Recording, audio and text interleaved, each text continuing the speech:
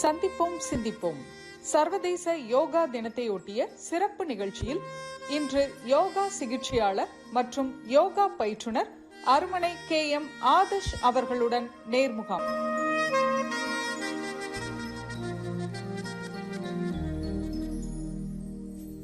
நேர்களுக்கு இனிய மாலை வணக்கம். இன்றைய சந்திப்போம் சிந்திப்போம் நிகழ்ச்சியில் சர்வதேச யோகா தினத்தை முன்னிட்டு ஒரு சிறப்பு நேர்காணல். இந்த நிகழ்ச்சிக்கு வந்திருப்பவர் யோகாசன பயிற்சியாளர் மற்றும் யோகா தெரபிஸ்ட். அவரை சந்திக்கலாம். நேர்களே, யோகாசன மற்றும் யோகா தெரப்பி பற்றி தெரிஞ்சுக்கிறதுக்கு முன்னாடி வந்திருக்கக்கூடிய நம்ம விருந்தினரை பற்றி தெரிஞ்சுக்கலாமா? வணக்கம் சார். நேர்களுக்கு எல்லாருக்கும் வணக்கம். நான் KM ஆதர்ஷ், அருமனை என்ற ஊர்ல இருந்து வந்திருக்கின்றேன். நான் BSc yoga Tamil Nadu physical education and sports university Chennai, அங்கே 3 years ரெகுலர் கோர்ஸ் அங்கே படித்தேன். அதுக்கப்புறம் 2 years MSc yoga therapy course central university of Kerala Kasaragod அங்கே படித்தேன். அது பிறகு 5 years நான் யோகா அந்த ஃபீல்டில் தான் போயிட்டு இருக்கேன். ஸோ இப்போ கரண்ட்லி ஒரு ஸ்கூலில் யோகா இன்ஸ்ட்ரக்டர் அண்ட் தெரபிஸ்டாக ஒர்க் பண்ணிட்டு இருக்கேன். ஒரு இளைஞரா இப்போ நீங்க யோகா பயிற்றுனராகவும் இருக்கீங்க, அப்புறமா யோகா தெரபிஸ்டாவும் இருக்கீங்க. இந்த யோகாவை முழு நேர படிப்பா எடுத்துக்கணும் அப்படின்னு உங்களுக்கு ஆலோசனை சொன்னது யாரு அல்லது வழிகாட்டியது யார் சார்? நான் +2 முடிச்சதுக்கு அப்புறம் என்ன படிக்கணும்னு எதுவுமே ஐடியா இல்லாத இருக்கும்போது தான் என் அக்கா எனக்கு சொன்னாங்க யோகான்னு ஒரு கோர்ஸ் இருக்கு. நானும் எனக்கு யூனிக்கா ஏதாவது படிக்கணும்னு எனக்கு ஒரு மைண்டு சொல்லிட்டே இருந்ததுனால நான் வீட்லயும் எல்லாரும் அப்பாவும் எல்லாரும் ஓகே சொல்லிட்டாங்க. எனக்கு அப்போலேருந்து தான் எனக்கு யோகா பத்தி நானும் படிக்க ஆரம்பிச்சேன். யோகான்னா என்ன, யோகா ஆசனம், எவ்ரிதிங் எல்லாமே நான் அதுக்கப்புறம் தான் கத்துக்க ஆரம்பிச்சிட்டேன். ஸோ அப்போலேருந்து இப்போ வரை நான் யோகா ஃபாலோ பண்ணிட்டு தான் இருக்கேன், ப்ராக்டிஸ் பண்ணிட்டு தான் இருக்கேன். யோகால இருந்து எனக்கு நிறைய பெனிஃபிட்ஸ், இம்ப்ரூவ்மெண்ட்ஸ் நிறைய எனக்கு பர்சனலி நான் எக்ஸ்பீரியன்ஸ் பண்றதுனால ஸோ நான் எல்லாருக்குமே யோகா ஒரு இன்ஃப்ளூயன்ஸ் பண்ணிட்டு இருக்கேன். டிகிரி யோகா படிக்க போறதுக்கு முன்னாடி யோகாசனம் பண்ண அனுபவங்கள் ஏதாவது உண்டா? இல்ல, சுத்தமா எதுவுமே இல்ல. படிக்க போனதுக்கு அப்புறம் தான் நான் எல்லாமே தெரிஞ்சுக்கிறது. அப்ப ஃபர்ஸ்ட் டே கிளாஸ்ல அந்த பிராக்டிக்கல் உங்களுக்கு இருந்திருக்கும்ல? ஆமா ஆமா. அது எப்படி இருந்துச்சு? எல்லாமே எனக்கு புதுசா தான் இருந்துச்சு. போனதுக்கு அப்புறம் நான் கொஞ்சம் யோசிச்சு பார்த்தேன், எதுக்குடா இந்த கோர்ஸ் எடுத்தோம், அந்த மாதிரி எனக்கு சின்னதா எனக்கு ஒரு தாட் இருந்துச்சு. அதுக்கப்புறம் பிராக்டிஸ் பண்ண ஒவ்வொரு ஆசனம் பண்ணும்போதும் அப்புறம் யோகா பத்தி நிறைய தெரிஞ்சுக்கும் போது எனக்கு கொஞ்சம் கூட ஆர்வம் வந்துடுச்சு. ஸோ அப்படியே நான் அந்த வழியில் அப்படியே போயிட்டேன். அதை பிராக்டிஸ் பண்ணும்போது எவ்வளவு கஷ்டமா இருந்துச்சு உங்களுக்கு? யோகா என்பது நம்ம பாடிய ரொம்ப ஸ்ட்ரெச் பண்றதோ இல்லாம டிஃபிகல்ட்டான ஆசனா பண்றதோ உடம்ப நல்லா வளைக்கிறதோ அது அல்ல யோகா. யோகா என்பது ஒரு வாழ்க்கை முறை, நம்ம லைஃப் ஸ்டைல் தான் யோகா. இல்லாம நம்ம டிஃபிகல்ட்டான ஆசனா பண்றது அது எதுவுமே கிடையாது யோகா. யோகா என்பது நம்ம மனதையும் உடம்பையும் அப்புறம் நம்ம மூச்சையும் ஒருங்கிணைக்கிறது தான் யோகா. நீங்க 3 வருடங்கள் சென்னையில டிகிரி படிச்சிருக்கீங்க, அப்புறமா MSc யோகா பண்ணணும்னு எப்படி தோணுச்சு சார்? ஸோ BSc முடிச்சுட்டேன். அதுக்கப்புறம் நான் இந்த ஃபீல்டு அப்படியே கண்டினியூ பண்ணணும்னு நினைச்சேன். ஸோ நான் சர்ச் பண்ண ஆரம்பிச்சதுக்கு அப்புறம் ஹையர் கோர்சஸ் இனி எங்கே இருக்கு சர்ச் பண்ணும்போது தான் நான் இங்கே central university of Kerala Kasaragod அங்கே MSc யோகா தெரப்பி இருக்குன்னு கண்டுபிடிச்சேன். ஸோ அப்ளிகேஷன் போட்டேன், என்ட்ரன்ஸ் எக்ஸாம் எழுதினேன், அங்கே கிடைச்சது. ஸோ அப்படியே அங்கே போயிட்டேன். ஃபீஸ் எல்லாம் எப்படி இருக்கும் சார்? நம்ம ஆர்டினரி கோர்சஸ் மாதிரி தான் இருக்குமா அல்லது எக்ஸ்ட்ரா பே பண்ணணுமா? இப்போ பிரைவேட் இன்ஸ்டிடியூஷன் பாத்தீங்கன்னா அங்க போனீங்கன்னா கொஞ்சம் அதிகமா தான் பேமெண்ட்ஸ் கேட்பாங்க. இப்போ நான் BSc ஸ்டேட் கவர்மெண்ட்லயும் MSc சென்ட்ரல் கவர்மெண்ட் படிச்சனால எனக்கு ஃபீஸ் அந்த அளவு எனக்கு ஸ்பெண்ட் ஆனது கிடையாது. மற்ற கோர்சஸ் விட குறைவுன்னு தான் சொல்றீங்க? ரொம்ப கம்மி. உங்களை மாதிரி ஒரு இளைஞர் படிக்க போகணும் அப்படின்னு சொன்னாங்கன்னா அவங்களுக்கு நீங்க என்ன கைடன்ஸ் கொடுப்பீங்க? யோகா கத்துட்டு கொஞ்சமாவது பிராக்டிஸ்ல இருந்துட்டு யோகா படிக்க போகணுமா, அதாவது டிகிரி படிக்க போனா போதுமா? இப்போ கொஞ்சம் பேர் இருப்பாங்க யோகா பண்ணுவாங்க, ஆனா யோகா பத்தி தியரிட்டிக்கலா அவங்களுக்கு எதுவுமே தெரியாது. சோ அவங்களுக்கு கண்டிப்பா கொஞ்சம் கூட அந்த தியரிட்டிக்கலா படிச்சாங்கன்னா கொஞ்சம் கூட ஐடியாஸ் கிடைக்கும், மத்தவங்களுக்கு சொல்லிக் கொடுக்கறதுக்கு கொஞ்சம் ஐடியாஸ் கிடைக்கும், தெரபியூட்டிக்கல் வேல எப்படி எல்லாம் யோகா செலுத்தலாம் அப்படின்னு கொஞ்சம் ஐடியா கிடைக்கும். அந்த மாதிரி இதுவரை நீங்க கல்லூரிக்கு யோகா படிக்க போன அந்த அனுபவங்களை சொன்னீங்க. இனி நிகழ்ச்சியில நம்ம யோகாசனத்தை பற்றி தெரிஞ்சுக்கலாம். யோகா பயிற்சியாளராகவும் இருக்கீங்க, யோகா தெரபிஸ்டாவும் இருக்கீங்க. யோகா பயிற்சியாளருக்கும் யோகா தெரபிஸ்டுக்கும் என்ன வித்தியாசம்?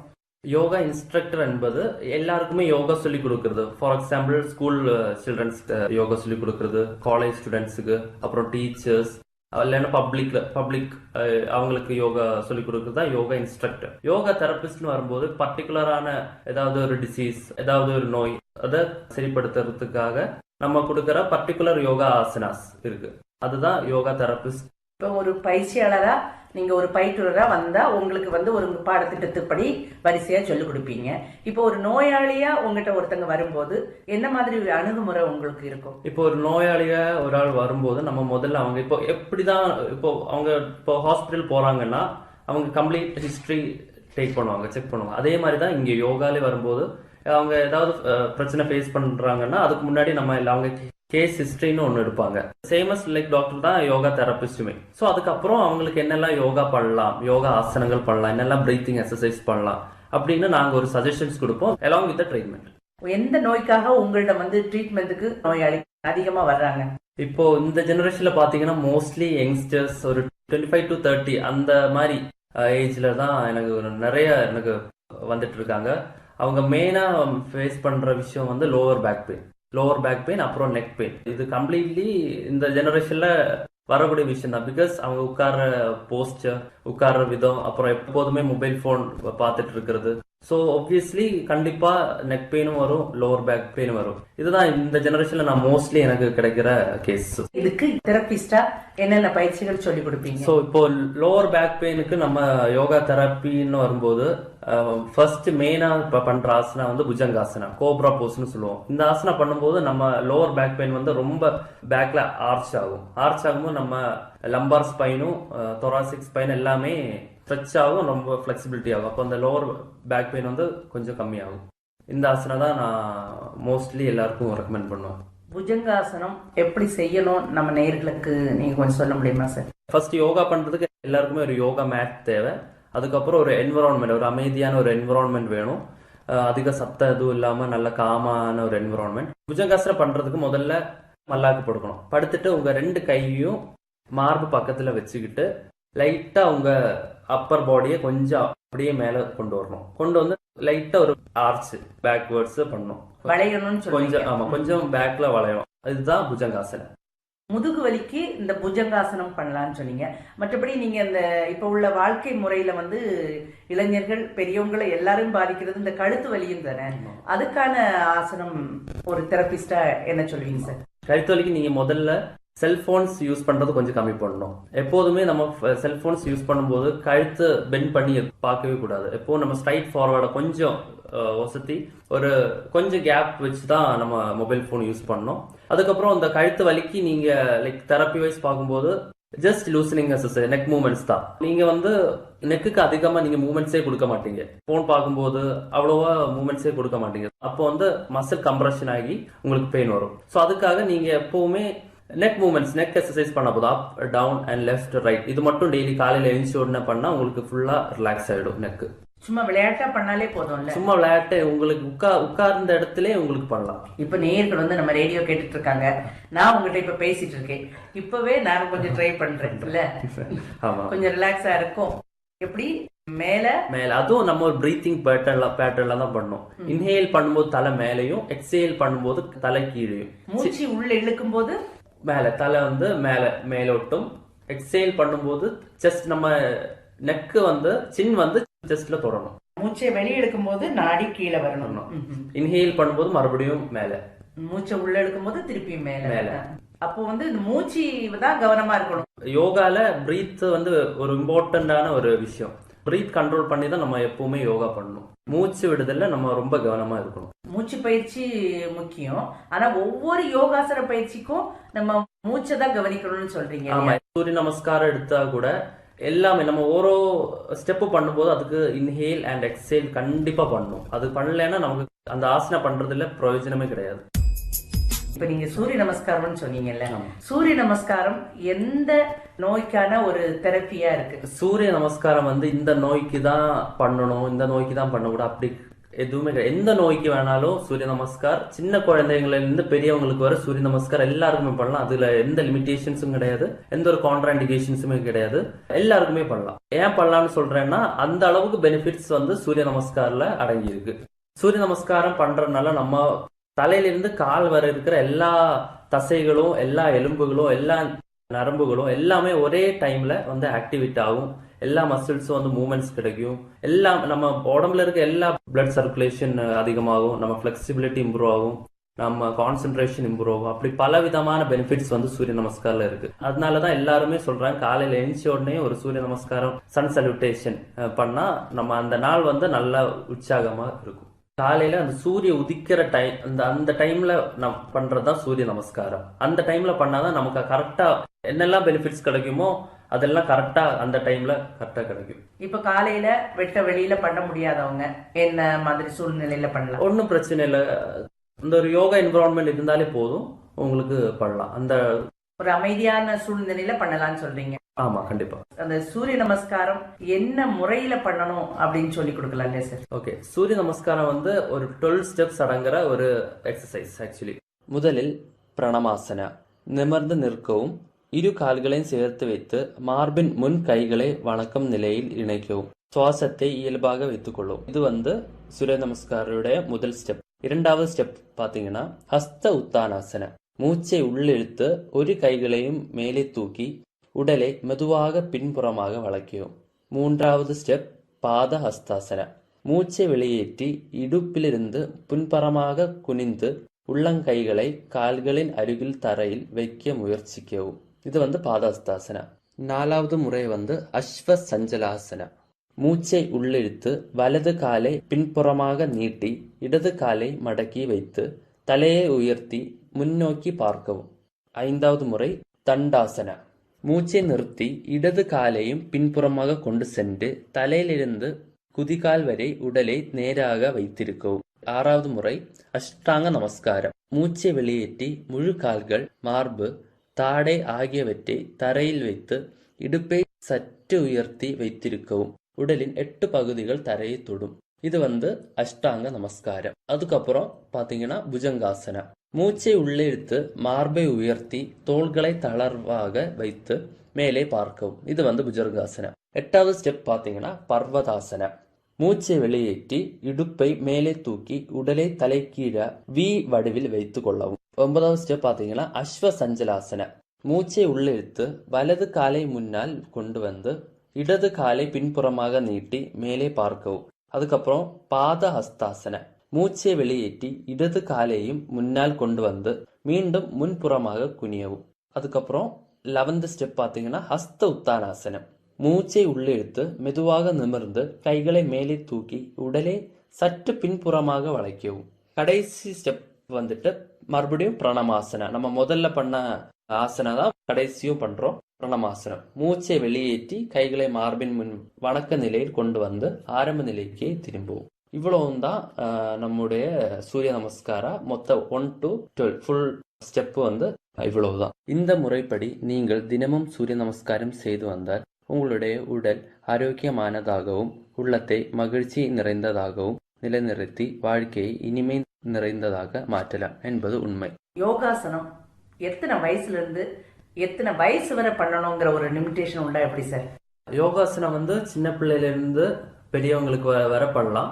ஏஜ் லிமிடேஷன்ஸே யோகால கிடையவே கிடையாது. அதாவது சின்ன குழந்தைங்களுக்கு என்னென்ன யோகாசன பயிற்சிகள் முத நீங்க சொல்லி கொடுப்பீங்க? சின்ன குழந்தைகளுக்கு முதல்ல பிரீத்திங் எக்ஸசைஸ் தான் கொடுப்போம். பிகாஸ் அவங்க வந்து வளரக்கூட குழந்தைங்க. ஸோ அவங்கள பிராணாயாமா கொடுக்கறது தான் சின்ன குழந்தைக்கு ரொம்ப நல்லது. இப்ப வந்து இதை கேட்டுட்டு இருக்கிற நேயர் அவங்க வந்து வீட்டுல ஒரு சின்ன குழந்தை இருக்காங்க, அவங்களுக்கு வந்து பிராணாயாமம் சொல்லி கொடுக்கணும்னு நினைக்கிறாங்க, மூச்சு பயிற்சி சொல்லி கொடுக்கணும்னு நினைக்கிறாங்க. அவங்களுக்கு சிம்பிளா என்னென்ன பயிற்சிகள் சொல்லி கொடுப்பீங்க நீங்க? இப்போ வந்து உங்களுக்கு இப்போ இது கேட்கும் போதே உங்களுக்கு பண்ணலாம், நான் சொல்லித்தரேன். இது வந்து நாடி சுத்தி பிராணாயாமம்னு சொல்லுவோம். நாடி சுத்தி பிராணாயாமம். இந்த பிராணாயாமம் வந்து காமனா எல்லாருக்குமே தெரிஞ்ச ஒரு பிராணாயாமம் தான். லெஃப்ட் ஹேண்டை வந்து சின்முத்ரால வைக்கணும். அப்புறம் உங்க ரைட் ஹேண்டை வந்து உங்க தம் ஃபிங்கரும் அப்புறம் உங்க இண்டெக்ஸ் ஃபிங்கரும் மட்டும் நேரா வச்சுட்டு உங்க தம் ஃபிங்கரை வந்து ரைட் நோஸ்ட்ரல் முதல்ல ஹோல்ட் பண்ணணும். அதாவது பெருவிரல். ஆமா, பெருவிரலை வந்து ரைட் நோஸ்ட்ரல் ஹோல்ட் பண்ணிட்டு மூச்சை லெஃப்ட் நோஸ்ட்ரல் வழி உள்ள எடுக்கணும். உள்ள எடுத்துட்டு அப்புறம் லெஃப்ட் நோஸ்ட்ரல் ஹோல்ட் பண்ணிட்டு ரைட் நோஸ்ட்ரல் வழி எக்ஸேல் பண்ணணும். அப்புறம் அதே மூக்குல இருந்தா இன்ஹேல் பண்ணி அதை ஹோல்ட் பண்ணிட்டு அப்புறம் வலது மூக்குல ஹோல்ட் பண்ணிட்டு இடது மூக்குல எக்ஸேல் பண்ணணும். இந்த ப்ராசஸ் அப்படியே கண்டினியூ பண்ணா போதும். Hold, inhale and exhale. பொதுவான ஒரு விதினா முதல்ல வந்து நம்ம இடது பக்கம் தான் நம்ம மூச்சை உள்ள இழுக்கணும், வலது பக்கம் வெளியிடணும். அடுத்தது வந்து வலது பக்கம் மூச்சை உள்ள இழுக்கணும். இது வந்து எத்தனை முறை இடது பக்கத்துல தொடங்கி இது வந்து நம்ம இப்போ இது வந்து ஒரு சைக்கிள். இப்போ ரைட்ல இருந்து ஆரம்பிச்சு நம்ம லெஃப்ட்ல இருந்து விடுகிறது ஒரு சைக்கிள். இது மாதிரி ஒரு 5 முறை நம்ம டெய்லி பண்ணணும். உள்ள வந்து மூச்சை எவ்வளவு செகண்ட்ஸ் வச்சுக்கணும்? இல்ல, பிகினருக்கு அப்படி ஹோல்ட் பண்ண தேவையில்லை. நம்ம வந்து எவ்வளவு நேரம் முடியுதோ அவ்வளவு நேரம். சின்ன பசங்களுக்கு முடியாது. இப்ப ஒரு முறை நீங்க செஞ்சு காட்டினீங்கன்னா எல்லாருக்கும் வசதியா இருக்கும். முதல்ல ரைட் நோஸ்ல ஹோல்ட் பண்ணணும்.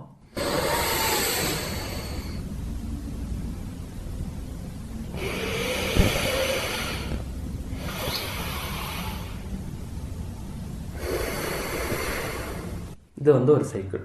இது மாதிரி ஒரு 5 சைக்கிள் பண்ண போதும். இது வந்து பிகினர் லெவல் பிராணாயாமம், நாடி சுத்தி. இதுக்கு அப்படி மூச்சை எடுத்த உடனே அந்த அடுத்த மூக்கொழி விடலாம். இது வந்து மற்ற யோகாசன பயிற்சிகளுக்கான வழிமுறைகளை பின்பற்றணுமா? இந்த மாதிரி உட்காரணும், சாப்பிட்றதுக்கு முன்னாடி பண்ணணும் அப்படிங்கறது ஏதாவது உண்டா? இல்ல, பிராணாயாமம் பண்றதுக்கு அப்படி எதுவுமே இல்ல. இப்ப ஏதாவது ஒரு மீட்டிங் போறீங்க, கொஞ்ச நேரம் நீங்க சும்மா தான் இருக்கிறீங்கன்னா அங்கேயே உங்களுக்கு பண்ணலாம். அல்ல இப்போ பஸ்ல இருக்கீங்க, பஸ்ல போயிட்டு இருக்கீங்க, பிராணாயாமம் பண்ணலாம், பஸ்ல உட்காந்துட்டே பண்ணலாம். அப்படி உங்களுக்கு அந்த என்விரான்மெண்ட் அப்படி எதுவுமே கிடையாது. பிராணாயாமம் நம்ம எங்க இருந்து வேணாலும் பண்ணலாம். நேரம் கிடைக்கிற நேரம் அதை பயன்படுத்திக்கலாம். சரி, பிராணாயாமம் பண்றதுனால என்னென்ன விதங்கள்ல பண்றவங்களுக்கு ரிலீஃப் கிடைக்குது சார்? பிராணாயாமம் பண்றதுனால நம்ம பாடியில இப்போ ஏதாவது ஸ்ட்ரெஸ், ஏதாவது நம்ம கவலைகள், அது இல்லாம நம்ம மூச்சிலே நமக்கு ஏதாவது லைக் பிளாக்கேஜோ அது மாதிரி ஏதாவது இருந்துச்சுன்னா நம்ம பிராணாயாமம் பண்ணும்போது எல்லாமே கொஞ்சம் ரிலாக்ஸ் ஆயிடும். நம்ம மைண்ட் வந்து ரொம்ப காம் ஆயிடும் பிராணாயாமம் பண்றதுனால. நீங்க சொல்றதுல இருந்து நுரையீரல்ல ஏதாவது பிரச்சனை இருந்தா கூட அதை சரி பண்ணலாம்னு நினைக்கிறேன். ஆமா, கண்டிப்பா. இப்போ ரிசர்ச் அதுலதான் பண்ணிட்டு இருக்காங்க. அதுல வந்து கொஞ்சம் ப்ரூவ் பண்ணியிருக்காங்க பிராணாயாமம் வந்து அது இம்பாக்ட் கொடுக்குதுன்ட்டு ரிசர்ச் சொல்லியிருக்காங்க. சளி தொல்லை இருக்கிறவங்க என்ன மாதிரி பயிற்சி எடுத்துக்கலாம்? யோகால வந்து கிரியான்னு சொல்லி ஒரு செக்ஷன் இருக்கு. இப்போ வந்து சளி தொல்லை, மூக்கடைப்பு அவங்களுக்கு வந்து பிராணாயாமா வந்து பண்ணா சரிப்பட்டு வராது.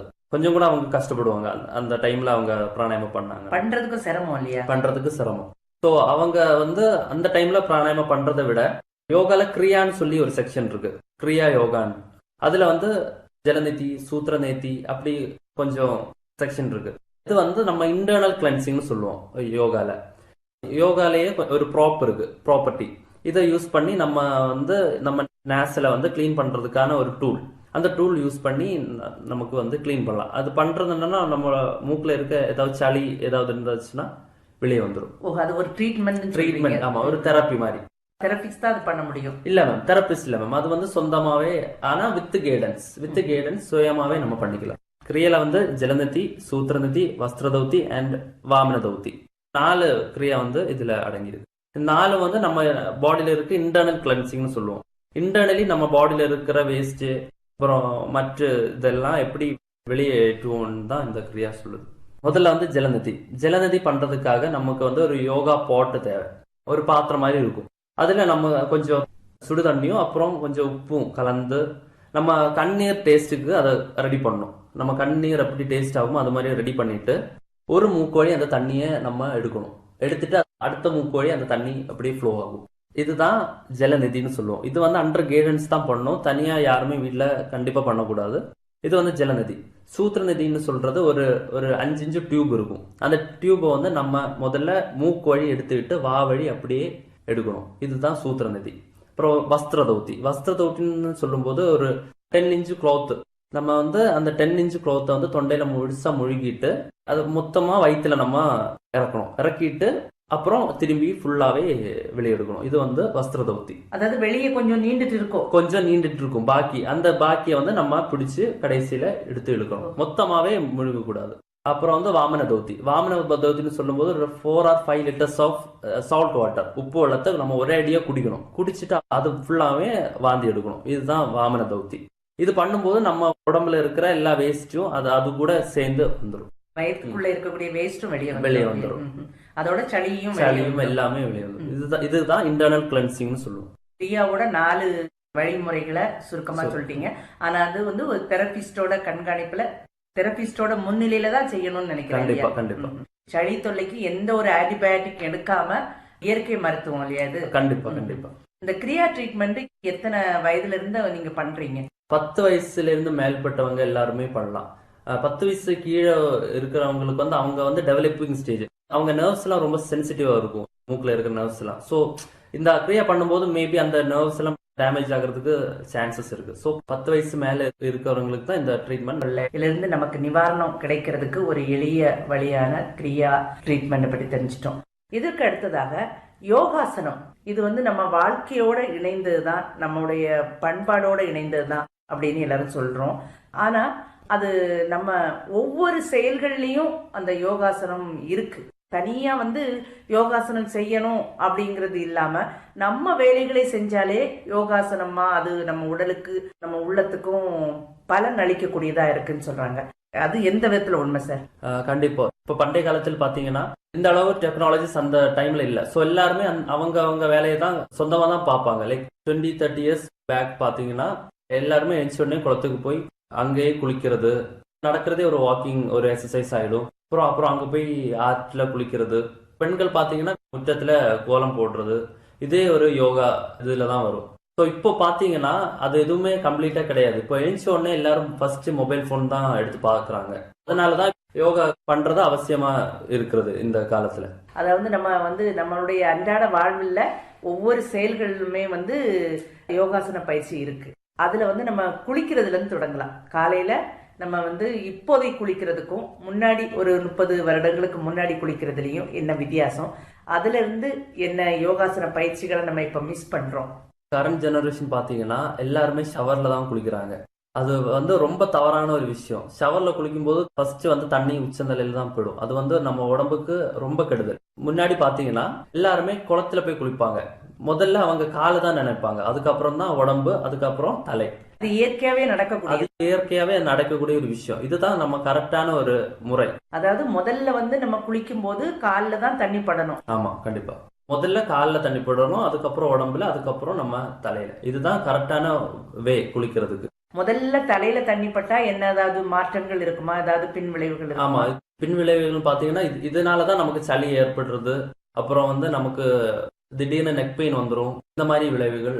இதுக்கெல்லாம் காரணம் முதல்ல நம்ம தலையில தண்ணி ஊத்துறதுனால. பாடிக்கு திடீர்னு அடாப்ட் ஆகாது. படிப்படியா நம்ம காலில் தண்ணி நினைச்சிங்கன்னா நமக்கு பாடி வந்து தெரியும், ஓகே தண்ணி கொஞ்சம் இதா இருக்கு, அப்ப பாடி உடனே அடாப்ட் ஆகும்.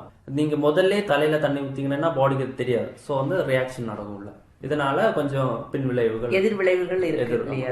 அப்ப படிப்படியா தான் நம்ம உடம்பு அந்த தண்ணியோட அந்த வெப்பநிலையை எடுத்துக்கிறதுக்கு வாய்ப்பானது. நம்ம வந்து 6 குளங்கள்ல குளிக்கிறது. சப்போஸ் இப்ப வீடுகள்ல குளிச்சாலும் நம்ம வந்து காலில் நினைச்சிட்டு அப்புறம் மேலுக்கு ஊத்திட்டு அப்புறம் தான் தலைக்கு சொல்றீங்க.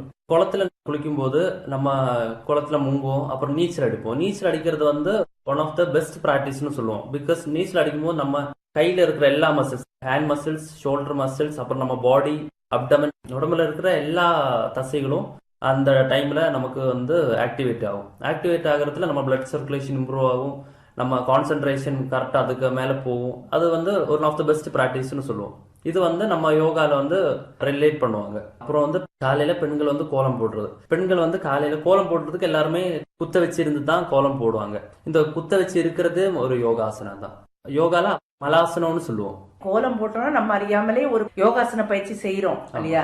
இதற்கு அடுத்து இப்ப சமையல் பாத்தீங்கன்னா எல்லாரும் அம்மி அரைப்பாங்க, ஆட்டோரல் பயன்படுத்துவாங்க. இதெல்லாமே நம்ம வந்து ஒரு எக்ஸசைஸ் தான். யோகால வர ஒரு சூஷ்ம வியாயாமம்னு சொல்லுவோம். இதெல்லாம் அதுக்குள்ளதான் வரும். அப்போ நீங்க அறியாமலே நீங்க அந்த காலத்துல யோகா பண்ணாமலே யோகா பண்ணிட்டு இருந்தோம். அது உங்களுடைய லைஃப் ஸ்டைல்ல ஒரு இதா ஆயிப்போச்சு. ஆனா இப்போ பாத்தீங்கன்னா அது அப்படி கிடையாது, மொத்தமாவே மாறி போயிடுச்சு. அதனாலதான் யோகா பண்றது அவசியம்னு நாங்க சொல்றோம். சாப்பிட்றது கூட இப்போ வந்து எல்லாருமே மொபைல் போன்ஸ் இல்லைன்னா டிவி இதை பார்த்து தான் சாப்பிட்றாங்க. இது வந்து ரொம்ப தப்பான ஒரு விஷயம்.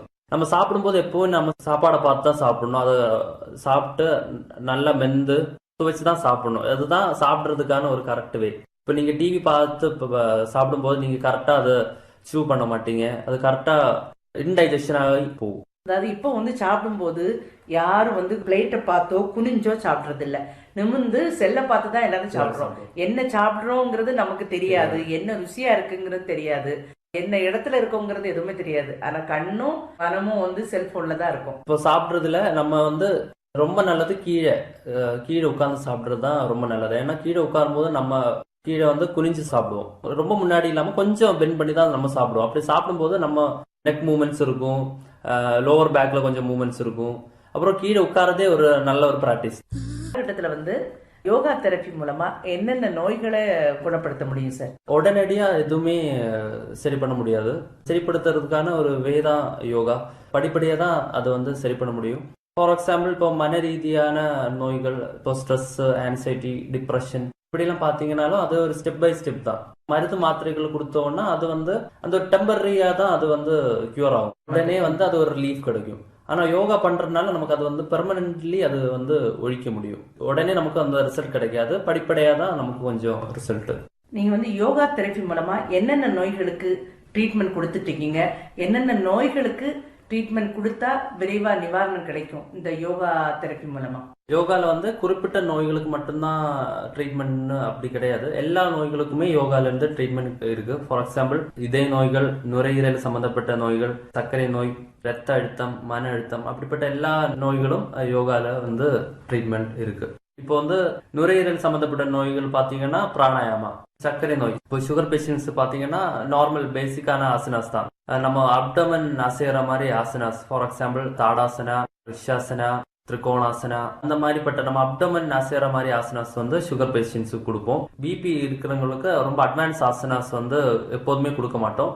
ரிலாக்ஸிங் ஆன ஆசனாஸ் தான் ரத்த அழுத்தம் இருக்கவங்களுக்கு மெயினா கொடுப்போம். இப்போ பிபி பேஷண்ட்ஸுக்கு பாத்தீங்கன்னா மோஸ்ட்லி அவங்களுக்கு வந்து பிராணாயாமாஸ்ல தான் வேற கேட்டகரிஸ் இருக்கு. பிரம்மரி பிராணாயாமா, சீத்தலி பிராணாயாமா, இந்த பிராணாயாமம் எல்லாம் பண்ணீங்கன்னா நம்ம வந்து பிளட் பிரஷர் வந்து பேலன்ஸ்டா வச்சுக்கலாம். இதய நோயாளிகள் யோகாசனம் பண்ணும்போது என்னென்ன முக்கியமா கவனத்துல வச்சுக்கணும்? என்னென்ன ஆசனங்கள் அவங்களுக்கு அதிகமா தேவைப்படுது? ஸோ இந்த மாதிரி நோய் இருக்கிறவங்க வந்து கண்டிப்பா ஏதாவது ஒரு கைடன்ஸ்ல தான் பண்ணணும். ஏதாவது ஒரு யோகா இன்ஸ்ட்ரக்டர், அதாவது தெரபிஸ்ட், இவங்களுடைய கைடன்ஸ்ல தான் கண்டிப்பா யோகா பண்ணணும். இப்போ பர்டிகுலர் டிசீஸ் இருக்கவங்களுக்கு கொஞ்சம் லிமிடேஷன்ஸ் இருக்கு. இவங்களுக்கு வந்து எல்லா யோகாவும் பண்ண முடியாது. குறிப்பிட்ட கொஞ்சம் ஆசனாஸ் இருக்கு, அது மட்டும்தான் பண்ண முடியும். ஃபார் எக்ஸாம்பிள், நுரையீரல் சம்பந்தப்பட்ட நோயாளிகளுக்கு ஆசனாஸ் கண்டிப்பா நம்ம கொடுக்கவே மாட்டோம். ஏன்னா பிகாஸ் ஆசனாஸ் கொடுக்கும்போது அவங்களுக்கு வந்து ரொம்ப பிரீத்திங் வந்து எடுப்பாங்க. ஸோ அவங்களுக்கு ஸ்டார்டிங்லேயே பிராணாயாமா தான் சஜஸ்ட் பண்ணுவோம். ஆரோக்கியமான முதுமையை நம்ம எதிர்கொள்ளணும்னா எந்த வயதுல இருந்து இதற்கான நடவடிக்கைகளை நம்ம எடுக்கணும் சார்? குறிப்பிட்ட ஏஜ்னு அப்படி எதுவுமே கிடையாது. இப்போ ஒரு 5ல இருந்தே நம்ம இது வந்து பிள்ளைங்களுக்கு சொல்லி கொடுக்கலாம் யோகா.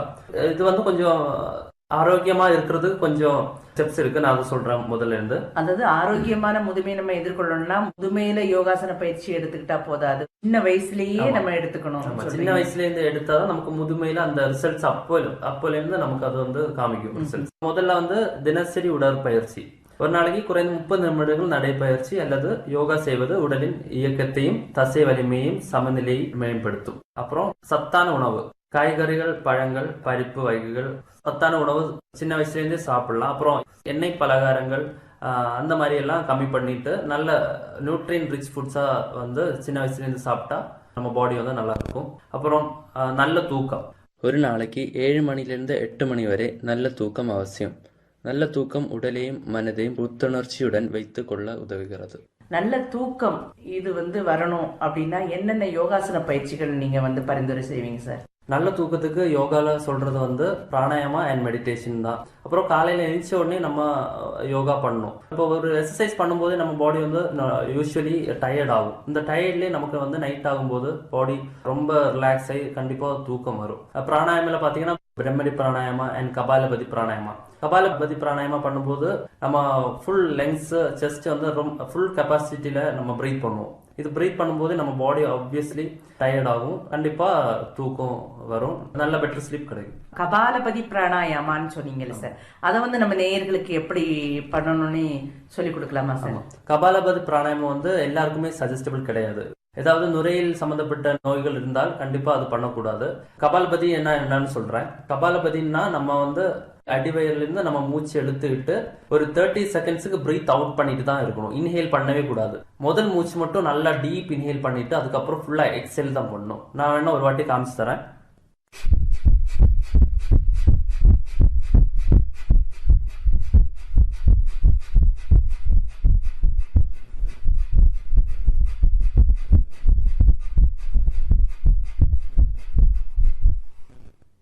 இதுதான் கபாலபதி.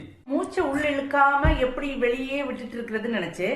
ஆனா அது வந்து இது வந்து நம்ம லங்ஸ்ல நம்ம வந்து ஏர் எடுக்க கூடாது. நம்ம ஃபர்ஸ்ட் இன்ஹேல் பண்ணும்போது நம்ம வந்து அப்டமன்ல ஏரை ஃபுல் அப்டமன்ல இழுத்து வச்சுட்டு அப்டமன்ல இருந்து எக்ஸேல் பண்ணணும். இதுதான் கபாலபதி. இதற்கடுத்து நம்ம வந்து தூக்கத்துக்கு சொன்னோம். ஆனா நிறைய பேருக்கு 24 மணி நேரம் தூங்க சொன்னாலும் தூங்கும் அப்படிங்கிற ஒரு சோம்பல் நிறைய பேருக்கு இருக்கும் இல்லையா? அந்த சோம்பல்ல இருந்து உங்க யோகாசன பயிற்சி எப்படி நம்மளை வந்து வெளிக்கொண்டு வருதுன்னு சொல்ல முடியுமா சார்? 24 மணி நேரம் தூங்குறதும் நம்ம பாடிக்கு ரொம்ப கெடுதல் தான். அந்த சோம்பேறித்தனத்திலிருந்து வெளியே கொண்டு வர்றதுக்கு எப்படியாச்சும் நம்ம பிள்ளைங்கள யோகால ஏதாவது ஒரு விதத்துல இன்ஃப்ளூயன்ஸ் பண்ணணும். ஏதாவது ஒரு சின்ன விதத்துல இன்ட்ரெஸ்ட் காமிக்கணும். அப்படி காமிச்சிங்கன்னா நம்ம பண்ற ஏதாவது ஒரு ஆசனால இருந்து ஆரம்பிச்சு அவங்கள கொண்டு வந்தா போதும். அது பண்ணும்போதே நமக்கு வந்து ரிசல்ட்ஸ் காமிக்கும், இம்ப்ரூவ்மெண்ட்ஸ் இருக்கும். அப்போவே பிள்ளைங்களை அதை எக்ஸ்பீரியன்ஸ் பண்ண ஆரம்பிக்காங்க. ஒன்ஸ் யோகா ஸ்டார்ட் பண்ணும்போது அந்த சோம்பேறித்தனம் எல்லாமே அவங்க கிட்ட இருந்து கொஞ்சமாக போயிடும். நீங்க சொல்றதுல இருந்து ஒண்ணு புரியுது. அதாவது ஏதாவது ஒரு யோகாசன பயிற்சி பண்ணோம்னா அவங்களுக்கு வந்து சோம்பல்ங்கிறது வரவே வராதுங்கிறீங்க. கண்டிப்பா. இப்ப வந்து நீங்க முதல்ல சொன்னது மாதிரி சின்னவங்கல இருந்து பெரியவங்க வர எல்லாருமே வந்து செல்போன்ல தான் இருக்காங்க. கண் இமைக்காம பார்த்துட்டு இருக்காங்க. இதனால நிறைய கண்ணுல வந்து குறைபாடுகள் சின்னவங்கல இருந்து பெரியவங்க வரை இருக்கு. இந்த கண் பார்வை வந்து அதிகரிக்கிறதுக்கு, கண் பார்வை குறைபாடு ஏற்படாமல் இருப்பதற்கு இந்த யோகாசன பயிற்சிகள்ல இருந்து ஏதாவது சொல்ல முடியுமா சார்? நம்ம ஐசைட் கண் பார்வை அதை வந்து இம்ப்ரூவ் பண்றதுக்கு நம்ம யோகா தெரபியூட்டிக்கலி எக்ஸசைஸ் இருக்கு. அதுக்கு பேர் தான் திராட்டகான்னு சொல்லுவோம். திராட்டகா என்பது நம்ம வந்து ஏதாவது ஒரு ஆப்ஜெக்டை எடுத்துக்கிட்டு அதை ஃபுல்லி கான்சென்ட்ரேட் பண்ணி பாக்குறது தான் திராட்டகா. யோகால பார்த்தோம்னா நம்ம வந்து ஒரு கேண்டில் எடுத்துக்கிட்டு அந்த கேண்டிலேயே ஃபோக்கஸ் பண்ணி அந்த ஒளியிலே தான் நம்ம பார்த்துக்கிட்டே இருக்கணும். நம்ம ஃபோக்கஸ் ஃபுல்லாவே அந்த ஒளியில இருக்கணும். 3 மினிட்ஸ் கண்ணையே அடைக்காம அதையே ஒரு ஃபோக்கஸ் பண்ணிட்டு இருக்கணும். நம்ம கண்ணில இருந்து தண்ணி வர்றது வரைக்கும் நம்ம அதை ஃபோக்கஸ் பண்ணிட்டே இருக்கணும். இது நம்ம ஐசைட் இம்ப்ரூவ் பண்றதுக்கு ஒரு பெஸ்ட் பிராக்டிஸ் இன் யோகா. அதாவது கண்ணு இமைக்காம மெழுகுவர்த்தியும் ஒளிய பார்த்துட்டு இருக்கணும். எப்போ வந்து நம்ம கண்ணுல இருந்து கண்ணீர் வெளியே வருதோ அப்போ வந்து நமக்கு அந்த பயிற்சி நிறைவடைந்து விட்டது அப்படின்னு சொல்லிக்கலாம். இது வந்து ஒரு எளிதான பயிற்சி நம்ம நினைக்கிறோம். ஸ்டார்டிங்ல கொஞ்சம் கஷ்டமா தான் இருக்கும். அவ்வளவு சீக்கிரமா கண்ணுல இருந்து தண்ணியும் வராது. அப்புறம் நம்ம கண் அடைக்கணும்னு அந்த இன்டென்ஷன் வந்துட்டே இருக்கும். அது ஓகே, கண் அடைச்சாலும் பரவாயில்ல. இந்த காலகட்டத்துக்கு தேவையானது இல்லையா? திராட்டகா தவிர்த்து கண் பார்வைக்கு பயிற்சிகள் இருக்கா? வீட்டுல இருந்து உட்கார்ந்த இடத்துல பண்ணக்கூடிய கொஞ்சம் எக்ஸசைசஸ் இருக்கு. எதுவும் இல்ல, நீங்க உட்கார இடத்துல இருந்து நம்ம ஐ ரொட்டேஷன், நான் முதல்ல நெக் மூவ்மெண்ட் சொல்லியிருந்தேன். மேலே கீழே இது மாதிரி தான் ஐ. நம்ம கருவிழிய மேலே கீழே, அப்புறம் லெஃப்ட் ரைட், அப்புறம் சர்க்கிள் கிளாக் வைஸ் டைரக்ஷன்ல, அப்புறம் ஆன்டி கிளாக் வைஸ் டைரக்ஷன்ல. இது நீங்க உட்கார்ந்த இடத்துல 1 or 2 மினிட்ஸ் பண்ணா போதும், உங்க ஐசைட் இம்ப்ரூவ் ஆகும். அதுக்கப்புறம் பாமிங்னு சொல்லுவோம். 2 கையும் சேர்த்து உரைக்கணும். நல்லா சேர்த்து உரைக்கும் போது கையில கொஞ்சம் ஒரு ஹீட்னஸ் கிடைக்கும். அந்த ஹீட்னஸ் உங்க கண்ணில் அப்ளை பண்ணாலும் உங்க ஐசைட் வந்து இம்ப்ரூவ் ஆக சான்சஸ் இருக்கு. உள்ளங்கைய சூடு பறக்க தேய்ச்சிட்டு அப்புறமா அதை கண்ணில் வச்சுக்கணும். அதாவது முன்னாடி எல்லாம் வந்து கண்ணுல ஏதாவது தூசு ஏதாவது விழுந்துருச்சுன்னா துணிய அப்படி சேர்த்து வச்சு ஊதிட்டு நம்ம கண்ணில், அதுவும் ஒரு பயிற்சி தான் இல்லையா? செல்போன் பார்த்துட்டு இருக்கிறவங்களும் ரேடியோ கேட்டுட்டே செல்போன் பார்த்துட்டு இருக்கீங்களா, ஒரு செகண்ட் கண்ணை தட்டி முழிங்க. தட்டி முழிக்கிறதே ஒரு எக்ஸசைஸா நினைக்கிறேன். இவ்வளவு நேரமும் வந்து நம்ம யோகாசன பயிற்சிகள், யோகா தெரபி மூலமா என்னென்ன நோய்களை குணப்படுத்தலாம் அப்படிங்கறதுல நேயர்களுக்கு விளக்கமா சொன்னீங்க. நிகழ்ச்சியில பங்கேற்றதற்கு மிக்க நன்றி சார். ரொம்ப நன்றி. இந்த ஒரு வாய்ப்பு கொடுத்த குமரி பண்பலை 101க்கும் என்னுடைய நன்றியை நான் தெரிவித்துக் கொள்கிறேன். நன்றி, வணக்கம்.